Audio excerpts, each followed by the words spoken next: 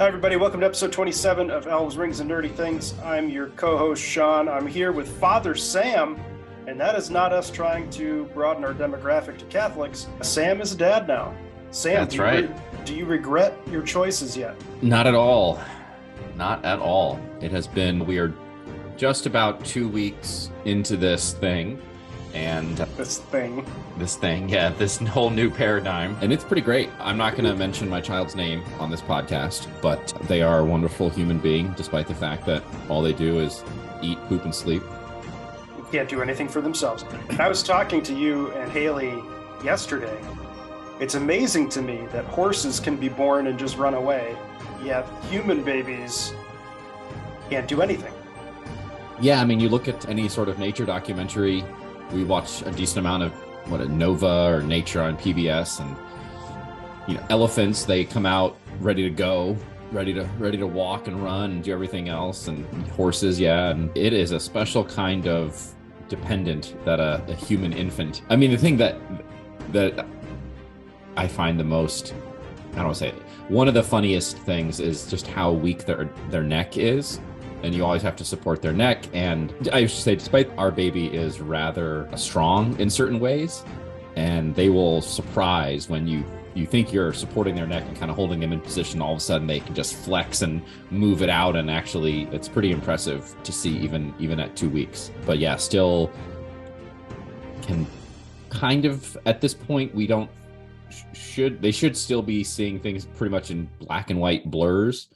But that being said, the other day I was walking, your parents were visiting, and I was walking from the mantle over to the kind of TV in the living room, and the baby tracked my movement, like very, very, very obviously tracked my movement, which was a first. And so kind of every day is just full of those little things. I am very tired.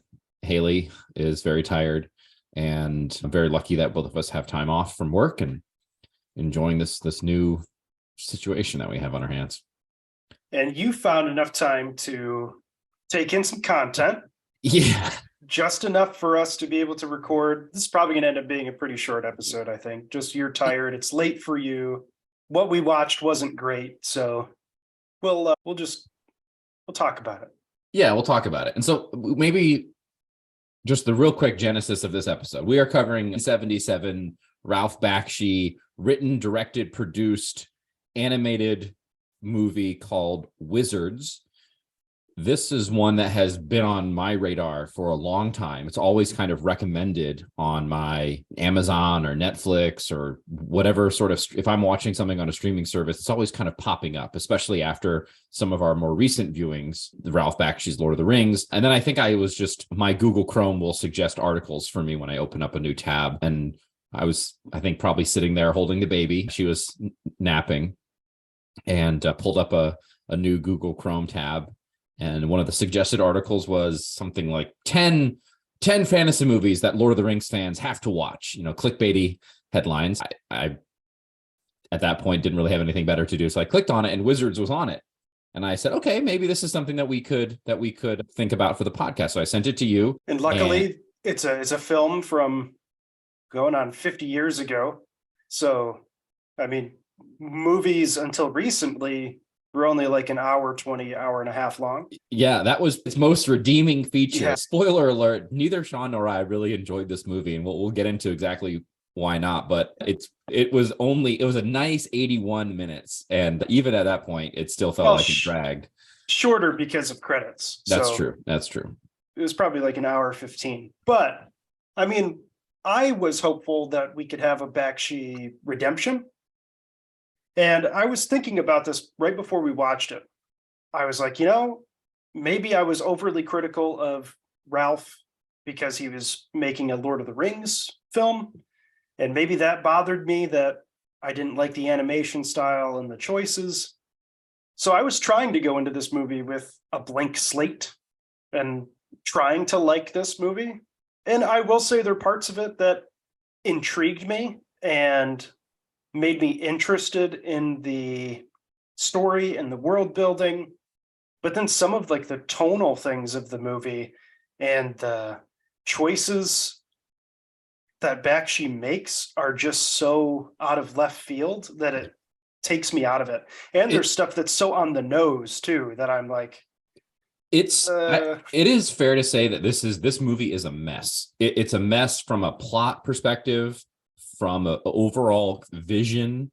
This movie was written, directed, and produced by Ralph Bakshi. Yeah, and the question I kept asking myself throughout the whole movie was, what is this trying to be? Well, and I could never come up with it. Like, is it fantasy? Is it? Yeah, I don't know. And we'll get into it. Should we do a quick plot summary? I think you said that you would outline the plot real quick and quote unquote the plot. Yeah. So the story, The Wizards, is about two twin brothers who were born from their mom, who, did they ever say if she's like a witch or a wizard or a magical being? She's a fairy.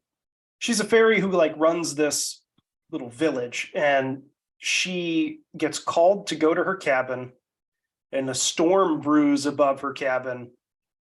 All of the villagers kind of get hypnotized to go stand outside of this cabin. And when they finally have the nerve to go in, they find out that this fairy has two children. One of them is super good and one of them is super evil. The gist of the plot is the good one is loved by the mom. The bad one isn't, and he goes off and lives in this world by himself. The good one eventually does battle with his brother because his brother doesn't care that his mom died. And then they live separate lives. And then they pretty much say, like, the events of this film take place millions of years after like a World War III nuclear fallout destroys the earth.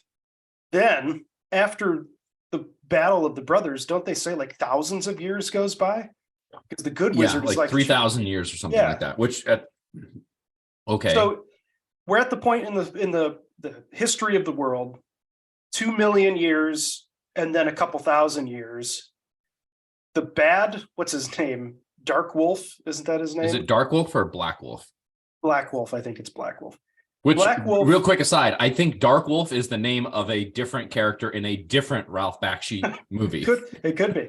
Yeah. Black Wolf, the evil wizard, has an army of mutants, like nuclear mutants and demons from hell and other like robots, and wants to take over the earth, and finally finds, get this, Nazi films, apparently, that he plays, and it distracts the elves, or I think it's supposed to demoralize the elves them or scare the elves and like hyper focus his forces. Yes. And they gain the upper hand, and the elves are finally defeated, and it takes the good wizard and another band of elves and a fairy and a robot that he's able to like reprogram, that he renames Peace, to defeat Black Wolf. It's legit when he says he finds something from the past that he's going to use to help his armies win, and it ends up being like Nazi propaganda films. I was like, what the hell are we doing? And not just Nazi propaganda films, but just animated to look like Nazi propaganda films. Yeah.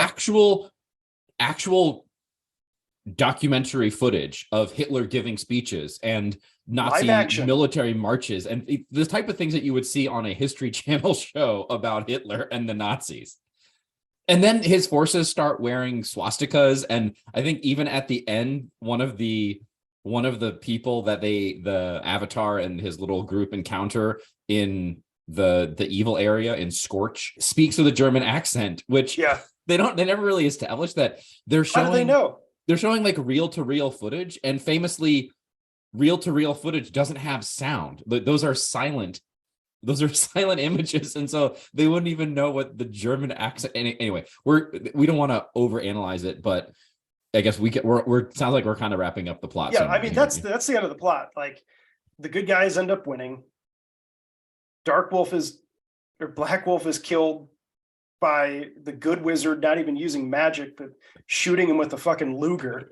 It's like, the on the nose thing for me is like, and I don't know if you notice this, and it may be just me, but does the Good Wizard to you have like a stereotypical Jewish accent? Okay, so no, I didn't think Jewish. Here's what I thought. I thought Peter Falk. For those of you who don't know, Peter Falk was Columbo in the series of the same name. He was also the grandfather who reads the story to a young, is it Randy Savage or I can never remember who's the wrestler. Randy. Who's the Yeah, Randy is the Macho Man. Yeah, Macho Man Randy Savage. Yeah. Peter Falk reads the story to Macho Man Randy Savage. Oh yeah, brother. Princess Bride.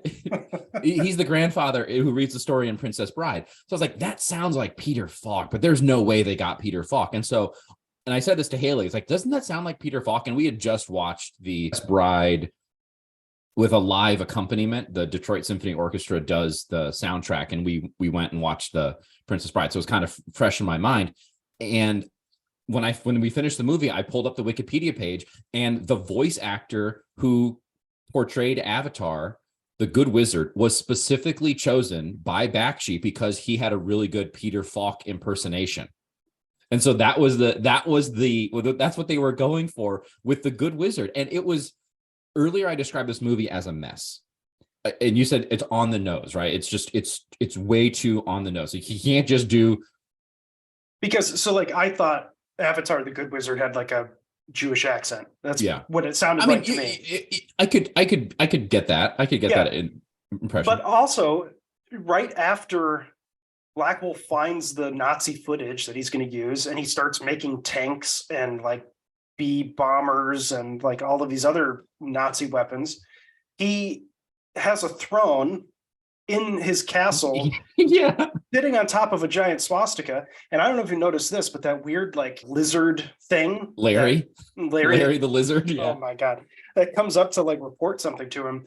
Walks over and takes a like bite of some meat hanging from like I did see that. It had a Star of David on it. Yes. And I'm like, what the fuck is this? So this is where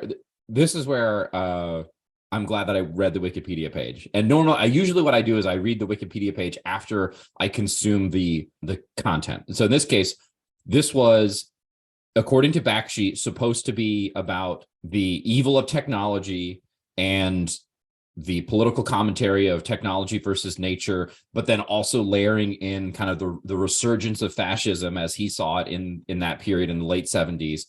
And apparently there were planned sequels, and the planned sequel would have been a parallel to the establishment of the state of Israel, so there is your kind of right on the nose Jewish tie-in. Of course, yes, the Star of David, Avatar kind of sounds Jewish, but then at the end of the movie, the happy ending is Avatar and the princess fairy kind of go off to found their own kingdoms or whatever, or their own land. That is supposed to be, hint, hint, wink, wink, Israel. And Ralph Bakshi, he's Jewish. He was actually born in Mandatory Palestine. I think he moved to the United States when he was relatively young. So he was never actually an Israeli citizen. But there was, again, to Sean's description of on the nose, in his own words, Bakshi described this as allegory. It's hard even to say that this is allegory when you're not even using symbol. There's no hidden meanings or kind of behind the curtain stuff. It's right there. They're literally dragging from 2 million years in the past Nazi propaganda footage. And someone who does it well is Tolkien with like industrialization versus nature. If that's what Bakshi's trying to do. Well, so here's it's hard. So real quick aside about Ralph Bakshi. You said you wanted to give him a little chance at redemption. We've done that. This is actually the third Ralph Bakshi movie that I've seen. I've seen the animated Lord of the Rings. We watched it for this podcast. And then he collaborated with Frank Frazetta on a movie called Ice and Fire. I think if either Ice and Fire or Fire and Ice. I think it's the opposite of the George R.R. Martin Song of Ice and Fire. So it's Fire and Ice, and that's a very, very simple story. A lot of rotoscoping also, but actually but not that bad. Actually, probably overall a better movie, much simpler plot. The animation's not half. I think Frank Frazetta actually had a lot to do with that because he's a pulp fantasy artist. I think there's a character in that movie called Dark Wolf, which is instead of Black Wolf, which, come on, just try a little bit harder to come up with names. So this was the third Ralph Bakshi movie that I've seen. I really have a very low opinion of him as now a filmmaker and an artist. After having watched this movie and then reading just a little bit about kind of his, I remember reading about his Lord of the Rings movie. He got kind of salty that Peter Jackson didn't talk to him when Peter Jackson created the trilogy back in the late 90s, early 2000s, as if like Ralph Bakshi was this kind of gatekeeper to Lord of the Rings movies. And this is the fully formed vision of Ralph Bakshi, this movie. And we talked about how in Lord of the Rings, a lot of the animation was done with rotoscoping, because I think you found a description saying that it was how they got around some of the budgetary limitations of the cost of animating Helm's Deep and everything. There's a ton of rotoscoping in this. And this, they didn't even shoot new footage for the rotoscoping in this movie. They just took existing like B-roll and I think there was a handful of different movies that they just took shots from and adapted into rotoscope. I don't know if you caught there's one of the scenes at the very end. The guy has like a Zulu shield. Yeah. Did you catch that? Yeah. So Zulu shield, and they'll cut from like a description of like the mutant and demon army walking up, and they all look like mutants and demons. Yeah. And then they do the rotoscoping shoot of them charging, and it's like German soldiers on a tank, and they clearly look like German soldiers. They look nothing like a mutant army that's about to attack the elves. They took legit footage from the movie Patton, which I think won an Oscar. Great movie. I mean, I watched it, and I haven't watched that in years, but I remember liking it as a kid who was really into World War II. They took, and they didn't even rotoscope it. They just inserted footage from the movie Patton into this. And so all of this goes to say that I don't think, I have a low opinion of Ralph Bakshi as a filmmaker, because if you're the producer, if you're the director and the producer, ideally that means that you have both the vision for what the film is going to look like and what the artistic product is going to be, and you're responsible for executing the actual business of making of the job of making the movie. That's what the producer is really doing. So as a producer, he consistently, and at least in the two movies that we've watched for this podcast, he has drastically fallen short when it comes to managing a budget and a production to achieve a coherent artistic vision. And I think that is like,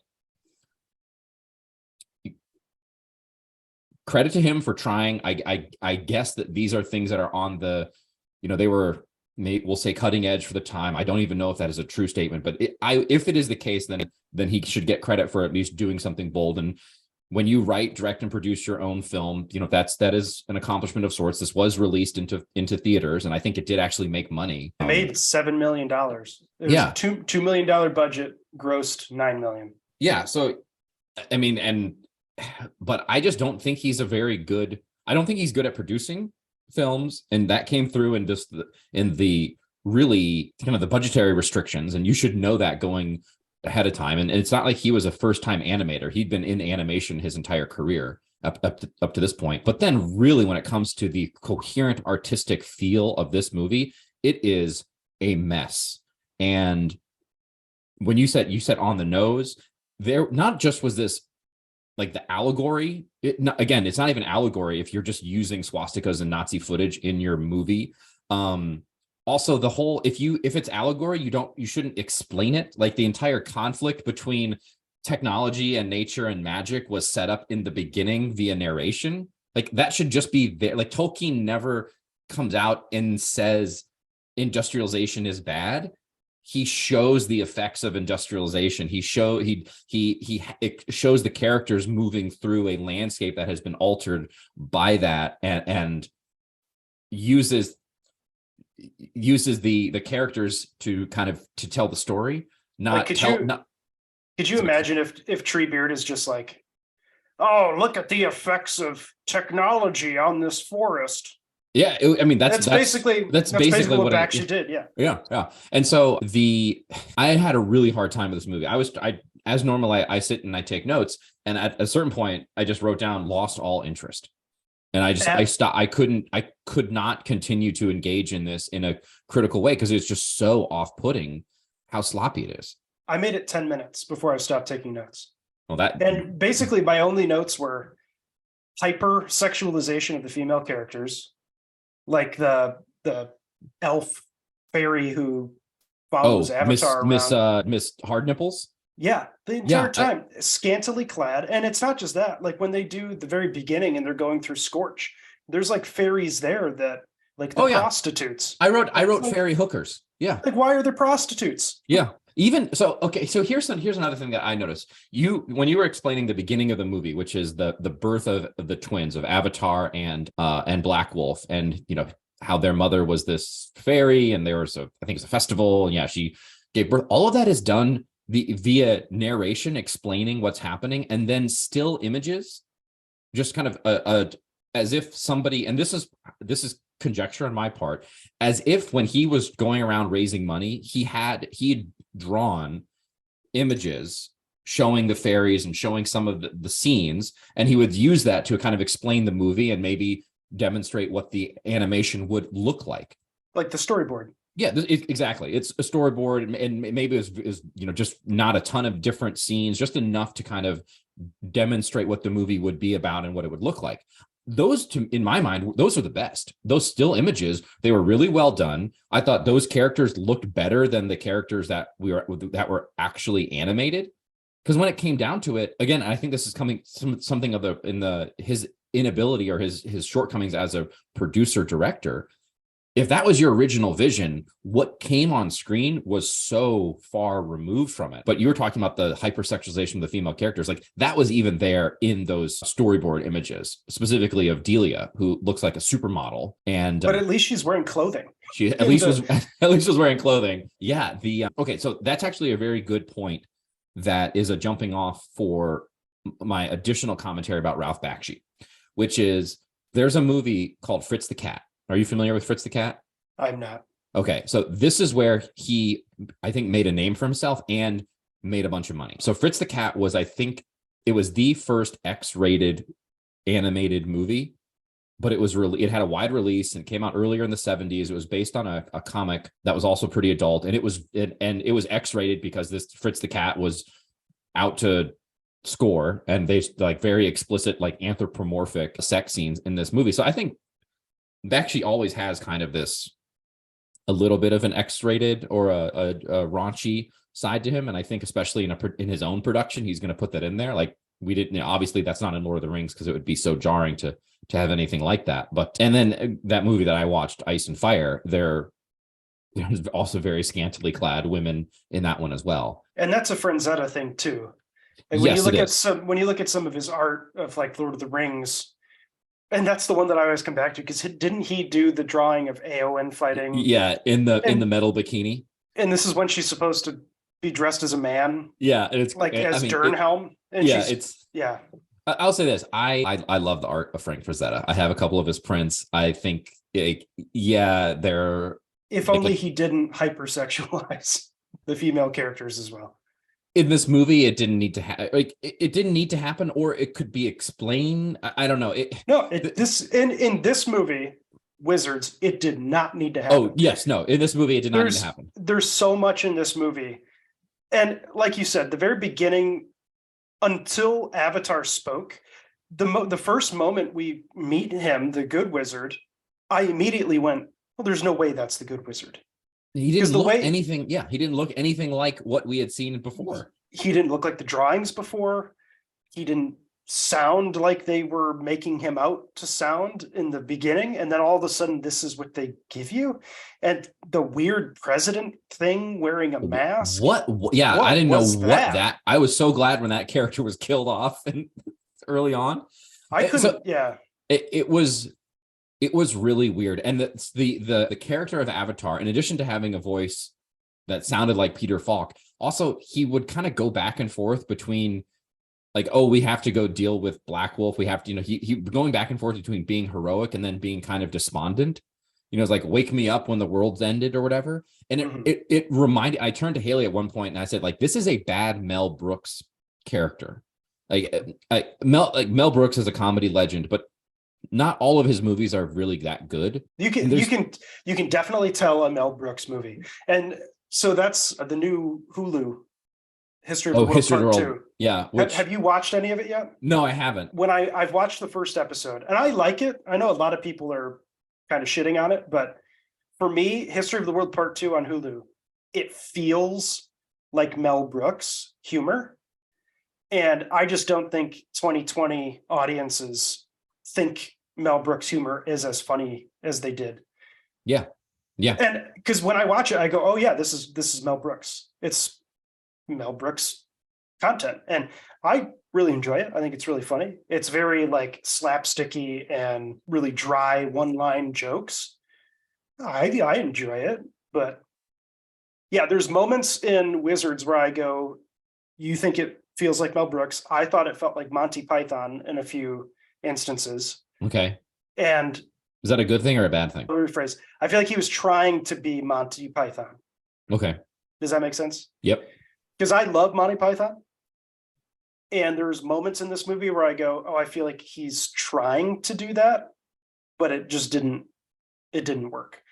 But that's where I get like tonally, what is this? Yes. And is it trying to be funny? Is it trying to be sci-fi? The fantasy aspect of it is almost nil because this Avatar character barely uses, the only fantasy about it is that they have elves, fairies. They say dwarves, but nobody was ever identified as a dwarf. Them. It was just elves and fairies. Yeah. And then there's magic, but we never see the wizards. We see duel. Well, you see it in the very beginning when they're doing the storyboard stuff. Yeah, and the storyboard stuff. Because Black Wolf like turns into a snake and what's his face? Avatar turns into an eagle.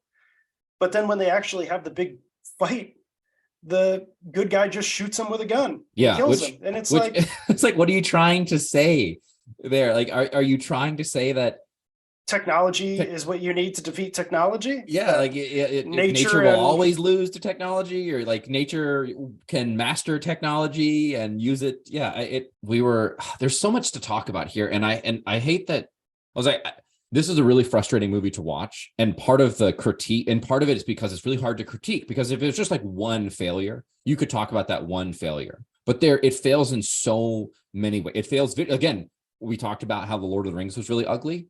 This movie, not all the time, not as much as Lord of the Rings, but at points, this movie is really ugly, especially when it's the rotoscope, the egregious use of rotoscoping. Like, and so many times you don't even need that. Like the rotoscoping scenes of the cavalry charges didn't add anything to the movie. It was like the soundtrack was just awful. Like there were times that needed soundtrack or a score and didn't have any. And then there were times when we had a weird like jazz funk improv soundtrack, which was, to your point about tone, what is the tone that I'm supposed to be getting here? Did you catch one of the characters is voiced by Mark Hamill? I did, and actually I saw that when I was renting the movie, and I was like, oh, Mark Hamill, interesting. Okay. And then he has one line and then he's shot. He gets shot. Yeah. Did you know the backstory to that, apparently?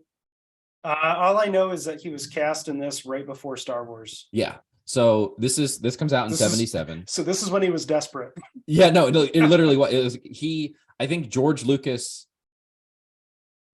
wanted Mark Hamill, but it wasn't a done deal. So George Lucas basically gave Ralph Bakshi the okay to cast Mark Hamill, and Bakshi characterized it as like he needed a job and I needed a voice or something like that. And for all of that, you'd think there would be more than just the one line that he gets. But then apparently originally this movie was supposed to be called War Wizards, but George Lucas asked Bakshi to rename it so that it wasn't similar to Star Wars.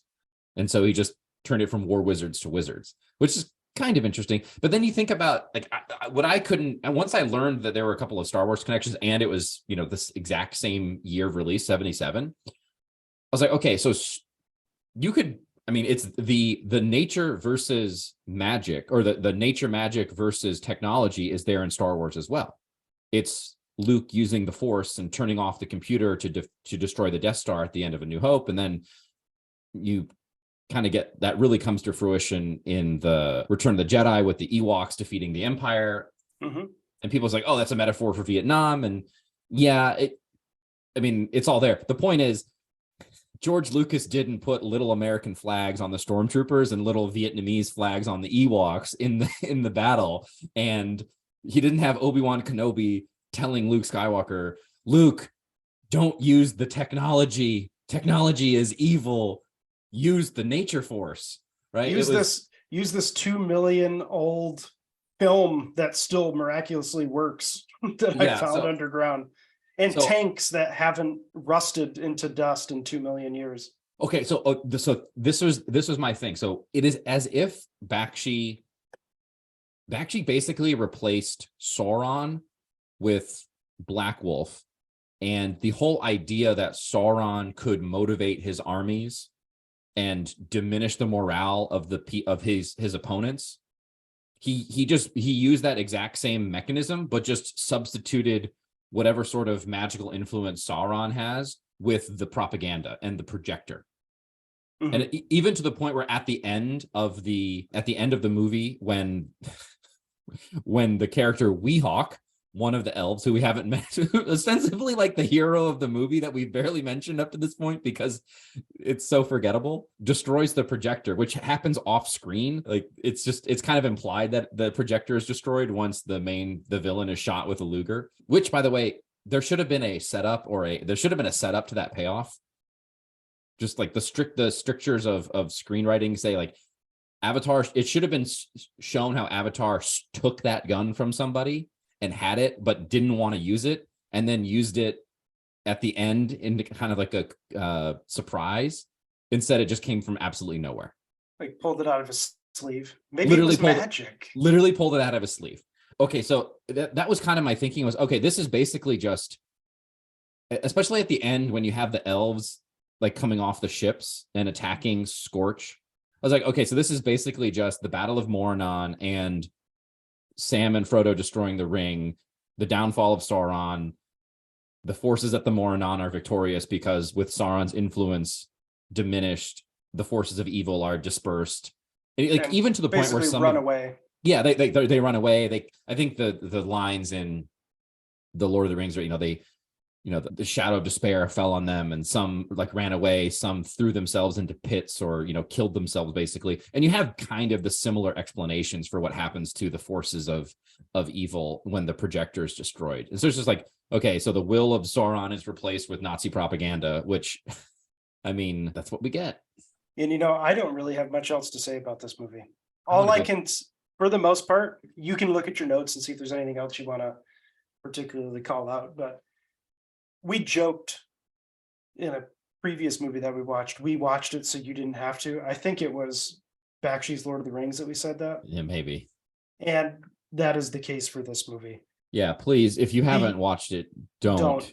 There's you get no brownie points among the fantasy community for this. This is one of those things where people who haven't seen it, maybe, I mean, I wonder now if the people who write articles including this movie as a must-see for fantasy fans have even watched it.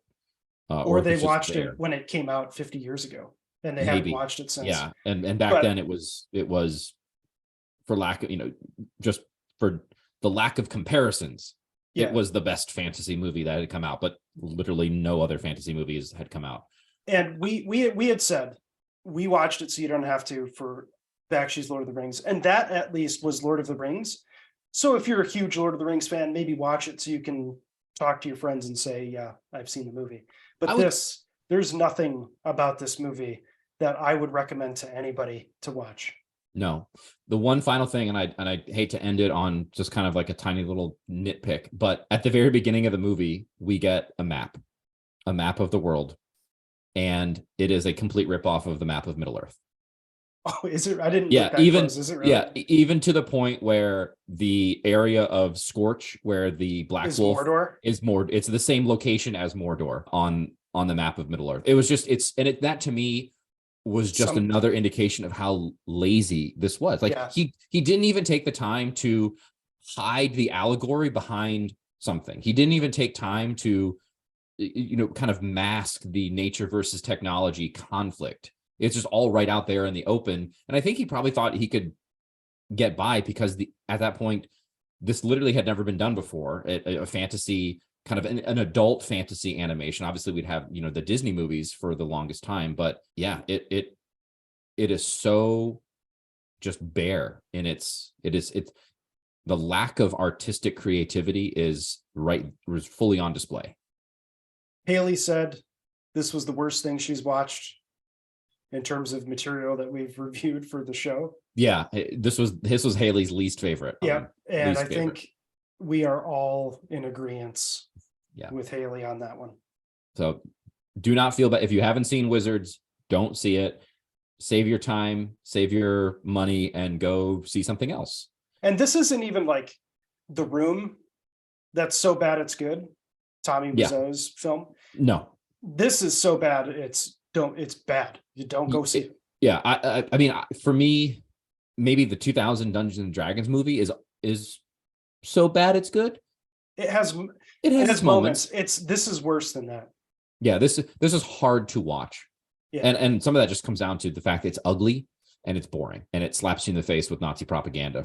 The note I'll leave off on, Bakshi, as of 2015 or 16, is still trying to get Wizards 2 made. Oh yeah, no, I saw that too. I was like, but unfortunately, I think he's retired from animating. He's got to be up there in age, first of all. He's 80s for sure. Yeah, and I mean, I don't want to spend too much time talking about Ralph Bakshi just because I'm not particularly a huge fan of his. I think after this, we might never talk about him again. I don't know. He might become a bugbear. I mean, we know he's a listener of the podcast. I mean, he's reached out to us a couple times. He wants to come on. That being said, we got to get Mark Hamill on the podcast so we can ask him about the 1977 cult classic Wizards. Mark, Luke Skywalker, yeah, that's fine and good. I know you've been the Joker dozens of times. We don't give a shit about Star Wars. We want to talk about Wizards and your iconic role as Sean the Fairy. Like, what kind of your name is Sean? Yeah, Sean is a Gaelic name. Sean the Fairy. That is not a fantasy character that's quite memorable. Like, it should be something else, right? Like, even that name was he just like going to the phone book and just picked it out? Did you notice one of the mutant soldiers was named Fritz? Yes, and I think that one was voiced by Bakshi. Yeah, all of a sudden we are learning about Nazi propaganda. We're going to name one of our soldiers Fritz. It's just... Well, now that you mentioned, that might be like a nod to Fritz the Cat, his earlier animated movie, which I should say this, that movie had a budget of $800,000 and it made 70 million. I think still it either was or still is the most successful independent movie of all time. And it came out a few years before this. And I think it basically gave Bakshi runway to do whatever he wanted, which is why we got movies like this and like The Lord of the Rings. And then he had a string of other movies, kind of more like adult fantasy, including one called, I think it's Cool World, with a young Brad Pitt and Kim Basinger, which came out in like 92, I want to say, which I think that was his last big movie because it flopped. But it was one of these it's kind of like a Who Framed Roger Rabbit type thing, where you got some real world actors that go into kind of an animated world. But anyway, Ralph Bakshi probably is an interesting person. I don't have any more patience for his BS. For his art. For his quote unquote art. Yeah. I think what did Haley call it on Facebook? A quote unquote film. Yeah. But that being said, Ralph, if you're out there, if you're listening, reach out to us. Tell us how we're wrong. Explain to us about the genius of Wizards. We'd be more than happy to give you 10 minutes on this podcast. Well, what's new in fantasy content? We have the end of the month. Actually, it's only this weekend, actually. Yeah, it's coming up. Dude, with you being off with your new child, the month of March kind of flew by here. We really did. Dungeons and Dragons Honor Among Thieves comes out this Friday. Are you seeing it in theaters? I will. I don't think, if anything, we might go Sunday to go see it. We're not going to go see it the night it comes out. No, not yet. I'm 30. I'm old now. Yeah. I'll go see a matinee. Is it coming out on streaming too? Not right away, I don't think. Okay. So we've got that coming out. And then, I don't know, there's other stuff. The Return of the King 20th anniversary showings are next month, mid-month. So I get to go see Return of the King in theaters on the 19th of April. I am reading the Iliad to my child. They obviously cannot comprehend any of it, but it's more of a way for them to hear more words and for me to refamiliarize myself, because I'd actually never read the Iliad, but it is giving me the hankering to go watch Troy. And then I might go on a little kick and watch Clash of the Titans. Ugh. Well, to which one? The more recent version or the older claymation version? The recent one. Yeah. I don't think I'd ever actually watched the entire thing. It's bad. All right. Well, I went into it thinking I was going to like it, and then I think Sword and Sandal are hard. Sword and Sandal are hard. Troy did it well. Yeah. Troy was David Benioff, who would later Benioff and Weiss. Yeah, Benioff and Weiss. Also, that's a fun one because you've got Sean Bean, Orlando Bloom, Eric Bana. Yep. Got a lot of people in that. Brad Pitt, obviously. Oh God. Max von Sydow, I think, is Priam. Brendan Gleeson. Yes. Yeah. Plays Menelaus. Yep. Brian Cox is Agamemnon. Dude, what a cast. It's a good cast. Yeah. I think, Rose Byrne. Rose Byrne. Yeah. She's Briseis. Briseis. What Briseis? Briseis is how they pronounce it in the film. In the film? Okay, well. Do they speak ancient Greek? I don't know. Do you? What's her name? Is it Diane Kruger or Helen? She plays Helen? Yeah. Diane Kruger? Diane, yeah. And then his name is escaping me, but he's in Star Wars. He was in Indiana Jones and The Last Crusade. What's his name? He was Master Pycelle in Game of Thrones. Yeah, Harrison Ford. Harrison Ford plays the Trojan horse. All right, I don't think people are enjoying us listing the cast. We haven't done trivia in a while. This is fun. We can go. This is just like 10 actors deep into the cast of Troy. Yeah, we did pretty good there. With a score by I think Hans Zimmer, maybe. I know he did Gladiator. No, I'm pretty sure he did this too. Yeah. All right, Father Sam, tell people how they can keep up with us. All right, you can follow us on Facebook, Elves, Rings, and Nerdy Things. You can send us email at elvesringsnerdything@gmail.com. If you are into what we're doing, you can support us on Buzzsprout. We have multiple sponsorship levels. Shout out to our existing sponsors. Thank you for that. Your monthly gifts help us with better equipment, better software, sound editing, storage, all those things to keep this going at a high quality level. As far as future schedule, Sean, we should cover the D&D movie, although it probably won't be immediate upon release. You'll need some time to get to a theater. Yeah. So I would say watch this space for updates. We'll probably say in the next few days, we'll post on Facebook what next week's episode will be about. There we go. Yeah. You had a great episode with Carly. Thank you. Really appreciate that. Was really fun to listen to. And if maybe Haley and I could do something similar. Yeah. Maybe you'll uncover some childhood trauma that you completely repressed and then discovered it as you were talking to your wife. So maybe you'll do the same thing. Thanks everybody for listening, and bye. Bye.